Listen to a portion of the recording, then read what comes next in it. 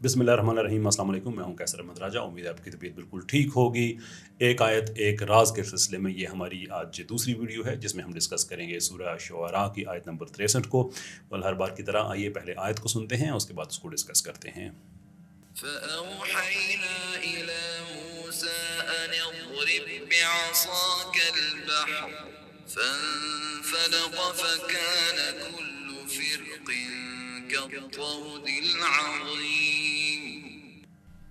इस आयत में जो इस्लामिक फ़िलॉसफी ऑफ लाइफ है उसके हवाले से एक बहुत गहरी बात मौजूद है।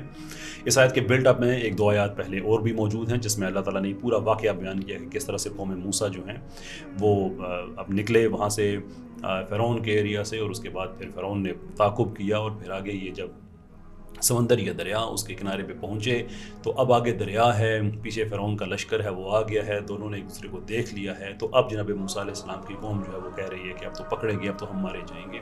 नाउ आयत का जो मेरा मजमून है उस पर बढ़ने से पहले मैं आपको चाहूँगा सिर्फ 10-15 सेकंड के लिए कि एक लम्हे के लिए रुकें और ज़रा गौर तो करें कि उस वक्त कौम मूसा पे क्या हालत होगी।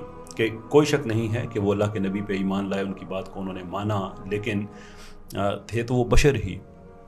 जो इंसान की जो बशरी तकाज़े हैं जिसमें और जो रियलिटीज़ हैं, what does it take to be a human being, right, जिसमें डर है, खौफ है, नतीजे का खौफ है, ये सारी की सारी चीज़ें तो मौजूद होती हैं। तो वो उम्मीद को लेके आ तो गए, लेकिन अब मामला ये है कि आगे पानी है, पीछे फ़िरौन का लश्कर है, वो उनको देख चुके हैं। तो अब इस कौम पे क्या गुजर रही होगी कि जो सिर्फ अल्लाह के नबी की बात को मान के आ गए हैं, बशर हैं, राइट। कोई उनको जनाब मूसा अलैहिस्सलाम ने कोई ऐसा बड़ा उनको कुछ फिज़िकल चीज़ दिखाई नहीं थी, कोई ऐसी जन्नत दिखाई नहीं थी, बताई थी।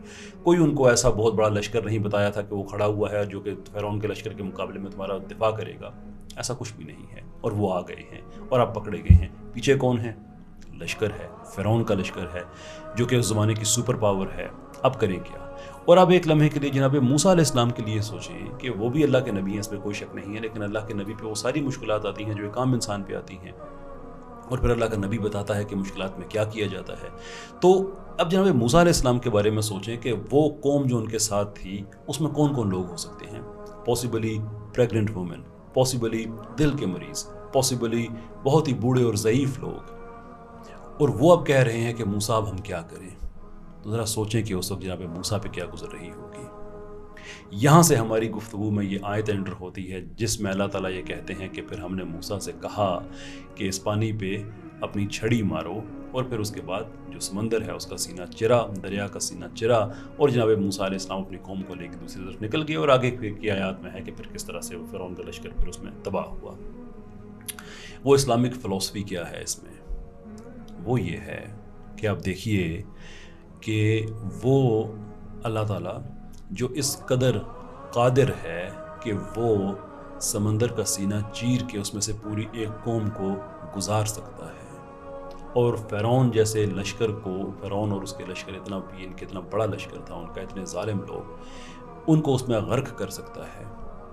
इस आयत में मूसा से ये कह रहा है कि मूसा अपना असा तुम खुद मारो। Isn't that amazing? यानी कि इस्लाम में जो रहबानियत का तसव्वुर की जो नेगेशन है, जो उसका इनकार है, ये आयत उसकी बहुत बड़ी दलील है कि अल्लाह कहता है कि मैं मौजज़ा करूँगा तुम्हारे लिए, लेकिन अपनी छड़ी तुमने खुद मारनी है। जैसे जनाब मरियम अलैहिस्सलाम के लिए कि मौजज़ाती पैदाइश है जनाब ईसा की, खजूरों का मौसम नहीं है जिस मौसम में उनकी पैदाइश होती है, लेकिन अल्लाह कहता है कि इस दरख्त को ज़रा सा खुद हिलाओ। खजूरें भी दे देगा, मौजज़ाती औलाद भी दे देगा, लेकिन दरख्त तुमने खुद हिलाना है। And that is that philosophy of life that I am referring to. कि कुछ लोग कहते हैं कि अपनी ज़िंदगी को दुआओं पे तामीर करना चाहिए। मैं कहता हूँ ज़िंदगी को दुआओं पे तामीर नहीं, ज़िंदगी को अमल पे तामीर करना चाहिए, और ये आयत दलील है इस चीज़ की। दुआएँ तो अल्लाह ताला के हाँ एक केस पेश करने के इलाही हमारी कोशिशों को इज़्ज़त बख्शना। इस्लाम इज़ ऑल अबाउट एफर्ट। इस्लाम में कोशिशें हैं जो जनाब रसूलुल्लाह मआब सल्लल्लाहु अलैहि वसल्लम ने की। वो कोशिश भले तजारत की सूरत में हो, हिजरत की सूरत में हो, वो जहाद की सूरत में हो, वो एक निज़ाम कायम करने की सूरत में हो, जिस मर्ज़ी सूरत में भी आप देख लें आपको उसमें एक प्रैक्टिकलिटी नज़र आएगी। और इसमें जो एक सटल तरीके से अल्लाह ताला ने इंसान को मुखातिब किया है, ये केस स्टडी है ना जो अल्लाह ताला ने कुरान में दिखाई है, जो बताई है हमें कि देखो जितने ही मर्जी हालात बुरे क्यों ना हो जाएं, मुझ पे उम्मीद रखो, ज़रूर रखो, लेकिन اپنے حصے کا عصا تم نے خود ہی مارنا ہے، پھر اللہ معجزے کرے گا، پھر اللہ تمہیں اس مشکل سے نکالے گا. And that is the message in this verse.